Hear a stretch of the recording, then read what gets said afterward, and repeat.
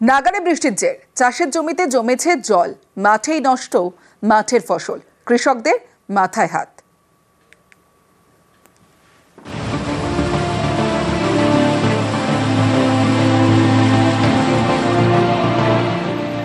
কয়েকদিন ধরেই দফায় দফায় বৃষ্টি, এতে বিভিন্ন জেলায় ফসলের ক্ষতি। যেমন উত্তর 24 পরগনার বসিরহাট, এখানেও কয়েকদিন ধরে বৃষ্টি হচ্ছে। এর জেরে চাষের জমিতে জমেছে জল, বিঘার পর বিঘা জমিতে সবজি চাষের ক্ষতি, চিন্তায় পাট চাষিরাও। দেখুন, পাট এখন কাটার সময় হয়নি, পাটে ব্যাপক এখন বৃষ্টি, চতুর্দিকে সব বুড়ে গেছে, জলসরা কোনো লাইন নেই। এটা উচ্ছে, বেগুন, পটল এসব তো কিছুই আর হবে না, সব খাতে পানি ঢুকে গেছে এবং যেই বৃষ্টিটা বন্ধ হয়ে যাবে সব শেষ হয়ে যাবে, একদম মোটে থাকবে না। ব্যাপক টাকা দায় দানা করে সব করেছিলাম, এখন সারের দোকানে আমার ঋণ শোধ করতে পারেনি। উত্তর 24 পরগনার আমডাঙ্গা, এখানে বিঘার পর বিঘা চাষের জমি। কয়েকদিনের বৃষ্টিতে এখানেও চাষের জমিতে জল, এতে সবজি চাষে ক্ষতি। বেশিরভাগ গাছের গোড়ায় পচন ধরেছে, ফলে চাষের দফা রফা। 1 বিঘা জমি প্রতি পার বছরে 18,000-20,000 টাকা লিজ দিতে হয়। বছরে যা ওয়েদার, খাল সংস্কার নেই, খালে এই জলে সারা মাঠ ভেসে যায়। আমাদের মাঠে মূলত কপি চাষ, সবই তো শেষ মাঠঘাট। এবারে মানুষ কীভাবে কী করে খাবে, এটাই সব দিশেহারা। পূর্ব বর্ধমানের পূর্বস্থলী 2 নম্বর ব্লকের বিশ্বরম্ভা, রবিবার রাতে এখানে কিছুক্ষণের ঝড় সঙ্গে বৃষ্টি, সকালে মাঠে যেতেই কৃষকদের মাথায় হাত। কারো জমিতে ভেঙে পড়েছে পেঁপে গাছ। একের পর এক সবজির মাচা মিশেছে মাটিতে। পটলের মাচা তো পড়ে গেছে সব, পেঁপেও ভেঙে চুরে যাতা হয়ে গেছে, মাঠে প্রচুর ক্ষয়ক্ষতি হয়ে গেছে। এখন দুর্ভোগের শেষ নেই এতে। এখন কি ঠিক করা হচ্ছে? ঠিক করা হচ্ছে, এখন মন বুঝানো। এখন কতদূর কি হবে বলা যাচ্ছে না। যা প্রথম থেকে খরচাই তো ওঠেনি কোন ভাব। নিউজ 18 বাংলা। এবার নকশালবাড়ির দিকে নজর রাখবো, কারণ কয়েক মিনিটের ঝড় বৃষ্টিতে দেখুন লন্ডভন্ড পরিস্থিতি। যে ছবি দেখছেন, ঝড় বৃষ্টিতে ক্ষতিগ্রস্ত 5টি বাড়ি, নকশালবাড়ি শান্তিনগরের ঘটনা। ঝড়ে গাছ উপড়ে ক্ষতিগ্রস্ত 5 বাড়ি, আহত এক মহিলা, উত্তরবঙ্গ মেডিকেলে ভর্তি। ক্ষতিগ্রস্তদের পাশে থাকার আশ্বাস পঞ্চায়েতের। পুরো একটা আওয়াজ হচ্ছে, আমি হচ্ছে আমার মনে হয় ঘর বাড়ি উড়ে গেছে, তো আবার আমার সন্দেহ হলো আবার দাদার ঘরটা উড়ে গেল নাকি বলে বের হতে হতে দাদা পুরো চাপা পড়ে গেছে। আমরা তো বের হতে পারিনি, ঘরে গাছের তলায় গাছ পড়ে গেছে ঘরের উপরে। বিধ্বংসী ঝড়ে শান্তিনগরের প্রায় 4 থেকে 5টি বাড়ির সম্পূর্ণ ক্ষতিগ্রস্ত হয়েছে এবং আনুমানিক 20-25টির মতো গাছের ক্ষতিগ্রস্ত হয়েছে। আর একটি বাড়ির এমন অবস্থা যে সেই বাড়িতে স্বামী স্ত্রী উভয় গাছের নিচে চাপা পড়ে। তাদেরকে উদ্ধার করে নর্থ বেঙ্গল মেডিকেল কলেজে পাঠানো হয়েছে। স্বামী মোটামুটি সুস্থ, তার স্ত্রী একটু সিরিয়াস কন্ডিশনে আছে। ঝড় বৃষ্টিতে ক্ষয়ক্ষতি আলিপুরদুয়ারেও। আলিপুরদুয়ার শ্মশানের চুল্লি ভেঙে বিপত্তি। ঝড়ের দাপটে বন্ধ শ্মশানের বৈদ্যুতিক চুল্লি, ফালাকাটার একাধিক জায়গায় ঝড়ের দাপট। আর ঝড়ে গাছ পড়ে ক্ষতিগ্রস্ত হয়েছে একাধিক বাড়িও। আচমকা হাওয়া আসে তো বিকট একটা শব্দ হয়। সেই শব্দতে আমি বেরিয়ে দেখি যে আমার ঘরের উপর বড় একটা গাছ এসে পড়ে, আমার ঘরটা ভেঙে চুরমার হয়ে যায়।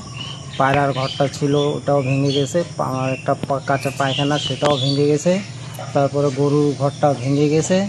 বর্তমান থাকবো যে সে পরিস্থিতিতে নেই। একদিকে দক্ষিণবঙ্গের বিভিন্ন জেলায় যখন বৃষ্টি আর সেই বৃষ্টিতে বিপত্তি, তখন একটা ছবি দেখাবো আপনাদের, জলপাইগুড়ির ছবি, যেখানে নৌকো নিয়ে অপেক্ষায়, কারণ জুন থেকে বৃষ্টির ঘাটতি। জলপাইগুড়িতে তিস্তার জল প্রায় নেই, পর্যটকদেরও দেখা নেই। নদী পাড়ে নৌকা নিয়ে ঠিক এই রকমই অপেক্ষা।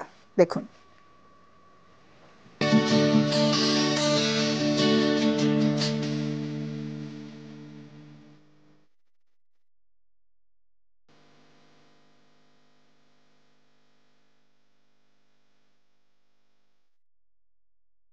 মন ব্যাকুল হলে তিস্তা, সেই তিস্তা পারের মাঝি মল্লারদের মন খারাপ।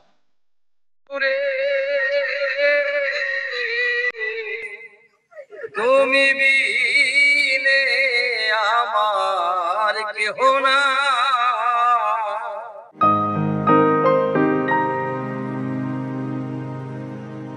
জুন থেকে বৃষ্টির ঘাটতি, জলপাইগুড়িতে তিস্তা এখন খটখটে।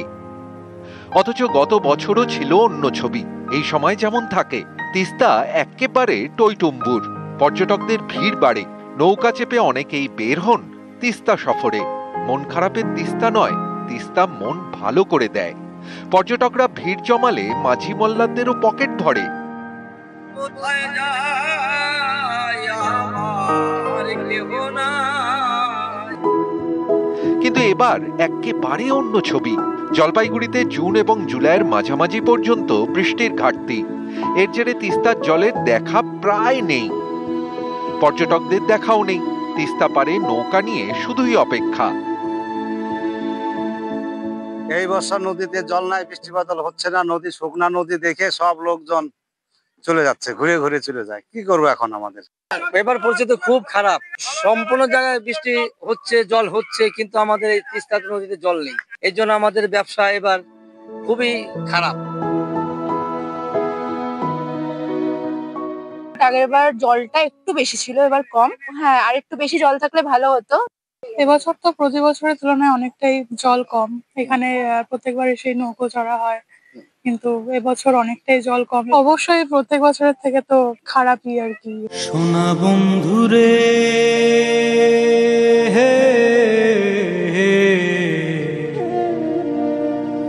আমি তোমার নাম লইয়া কান্দি। বৃষ্টির ঘাটতিতে তিস্তাপাড়ের মাঝিদের মুখ বেজার, চা বাগানও চিন্তায়। কম বৃষ্টি হওয়ায় এবার চায়ের উৎপাদনও কমেছে ডুয়ার্সে। যেমন তিস্তাপাড়ে কমেছে পর্যটকের সংখ্যা। জলপাইগুড়ি থেকে শান্তনু কর, নিউজ 18 বাংলা। জেলা থেকে সরাসরি এবার অন্যান্য খবরের দিকে নজর রাখবো। চাকরিহারা রাজ্য বৈঠক, শিবপুর পুলিশ লাইনে বৈঠকে চাকরিহারাদের 20 প্রতিনিধি, ডিজি ও হাওড়ার পুলিশ কমিশনারের সঙ্গে বৈঠক। দেবাশিস চক্রবর্তী রয়েছে। দেবাশিস, লাস্ট আপডেট কি? দেখো, এখনো পর্যন্ত প্রায় 2 ঘন্টা রাজ্যের সঙ্গে বৈঠক, অর্থাৎ যেখানে মুখ্য সচিব তিনি ছিলেন, প্রিন্সিপাল সেক্রেটারি ছিলেন, ডিজি ছিলেন এবং হাওড়া সিটি পুলিশের পুলিশ কমিশনার।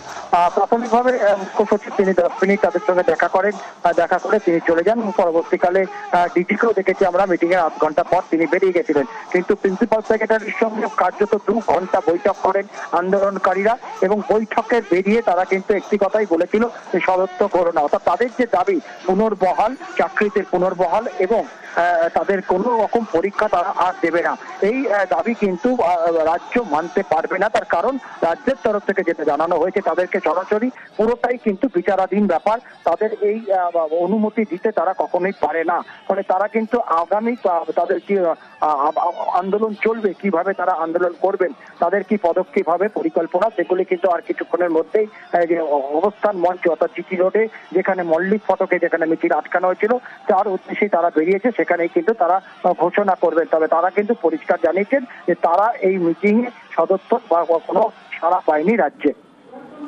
বেশ দেবাশিস, এর আগে চাকরিহারা শিক্ষকদের নবান্ন অভিযান ঘিরে রীতিমতো উত্তেজনা ছড়ায়। শিক্ষক পুলিশ দফায় দফায় বচসা, ধস্তাধস্তির ছবি আমরা দেখেছি। ব্যারিকেড ভেঙে এগোনোর চেষ্টা করেন চাকরিহারারা, আর বঙ্কিম সেতু থেকে নামতেই পুলিশের সঙ্গে রীতিমতো ধস্তাধস্তি চাকরিহারাদের।